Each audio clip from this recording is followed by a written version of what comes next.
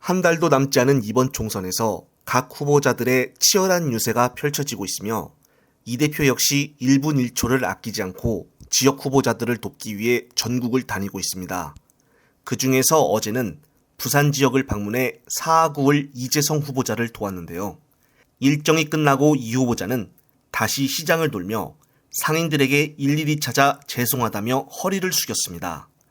다름이 아닌 선거 유세 도중 상인들이 장사하는데 방해를 드렸다라고 하며 거듭 죄송하다는 말씀을 드린 것이었는데요. 일일이 다시 상인들을 방문하여 인사하는 이 후보자를 보면서 지역 주민들을 위한 마음이 진심이구나라는 생각을 갖게 하였습니다. 이 지역이 국힘당 텃밭으로 험지이지만은 선거는 투표용지를 열어봐야 하므로 꼭 이번에 처음으로 이변이 일어났으면 하는 바람입니다. 한편 민주당 검찰 독재 정치 탄압 대책위는 올해 1월부터 총선을 한 달 앞둔 현재까지 언론에서 거론이 된 서울중앙지검 반부패 수사 1, 2, 3부의 수사 상황을 정리해 입장을 발표했습니다. 특히나 담당 검사 실명까지 제대로 언급을 하여 편파적인 수사에 대해 직격을 하였습니다. 먼저 윤석열 사단의 강백신 부장검사의 반부패 수사 일부는 위증교사 혐의와 관련된 사람들을 구속영장 청구부터 기소와 연장까지 언론에 알리며 일사천리로 진행하고 있습니다. 그러나 50억 클럽과 관련된 검사 출신 관계자들은 최재경 전 수석 한 명만 소환 조사하는 데 그치고 있습니다. 그동안 50억 클럽에 대한 나머지 인물들에 대해 조사하겠다고 수차례 말은 했지만 전혀 이루어진 것이 없었습니다. 한동훈 역시 맨날 수사 과정을 지켜보자라고 말하고 있지만은 지켜만 보다가는 이번 정권 끝나게 생겼습니다.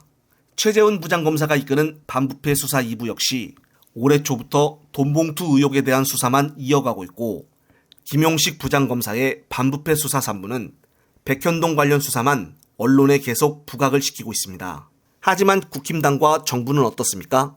지난해 12월 서울중앙지검 형사 1부 김승호 부장에게 배당이 된 디올백 수사는 명백한 동영상이 있음에도 불구하고 검찰은 수사조차 하지 않고 있고 오히려 제보한 최 목사를 수사하는 말도 안 되는 일을 벌이고 있습니다.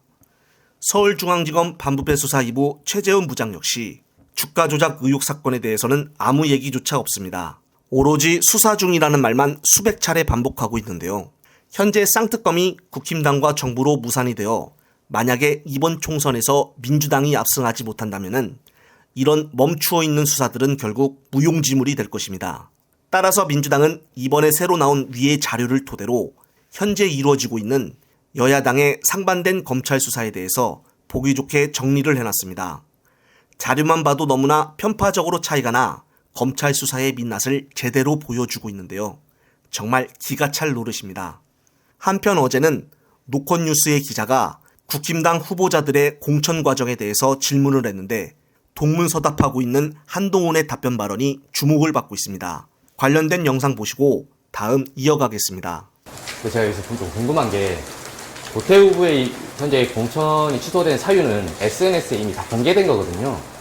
이미 과거 발언이 다 공개됐었고 2019년 그 거리 유세 도중에 노무현 전 대통령을 겨냥한 듯한 발언도 찾아보면 다 알 수 있어요. 장애철 보면 말할 것도 없죠. 페이스북에 다 나온 내용이거든요. 과연 그러면 이 상황에서 공관위는 무슨 역할을 했는가? 공관위에서 충분히 미디어 정도는 검증하고 지난 2020년만 해도 황교안 대표 때도 미디어에 있는 거 다 페이스북 해가지고 검증했는데 이번에 좀 공관위가 부족한 거 아닌가 이런 부분에 대해서 어떻게 보십니까? 평가도 역시 민주당에 대해서 해봐 주시죠. 그러니까 민주당의 경우에는 김승현 의원이 GSCG 이런 거 그런 거는 현역 때 발언이잖아요. 그런 문제 제기 CBS 안 하시잖아요. 그러니까 저희가 문제가 없다는 게 아니라 이 공천 관리를 하다 보면 그런 문제를 제대로 점검하지 못하는 경우가 있을 수가 있어요. 인사검증을 하는 것도 아니고 짧은 시간이기 때문에. 그렇지만 역시 같은 기준을 민주당에게 적용해 봐주시면 좋겠다는 게 CBS에 대한 제 생각입니다. 다른 길로 가겠다고 하셨으니까. 아니, 제가 그래서 그 부분을 말씀드리는 겁니다. 그러니까 그걸 그렇게 질문하시니까 제가 그 다음에 말씀드렸죠. 이게 어떤 한계가 있기 때문에 그 부분이 된 거고, 그리고 문제가 발견됐었을 때 그 이후에 저희가 그걸 시정하는 과정을 봐주시면 뭐 우리 입장을 아실 수 있을 것 같습니다. 네, 그렇습니다. 기자 역시 묻는 질문에는 답은 안 하고 이상하게 흐름이 흘러가니 갸웃도하는 표정을 금방 나타내기도 했는데요. 또한 어제 늦은 밤까지 이 대표를 포함해 민주당 최고위에서는 강북구을 지역의 박용진 의원에 대해 재심 신청을 기각했습니다. 따라서 이 지역구 후보자는 공모를 통해 전략 경선으로 다시 뽑는다고 하는데요.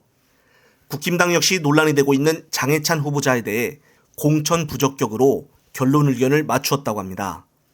장해찬 같은 경우는 앞으로 논란이 될 것들이 더 많이 있기 때문에 국힘당 입장으로는 부담이 될 수밖에 없습니다. 예찬이가 조금만 더 버텨주었다면 민주당 입장에서는 좋은 호재였을 텐데 참 아쉬움이 남습니다. 하지만 국힘당의 악재들은 장해찬 말고도 다른 후보자들이 많이 있으니 선거날이 다가올수록 민주당이 더 유리해질 것입니다.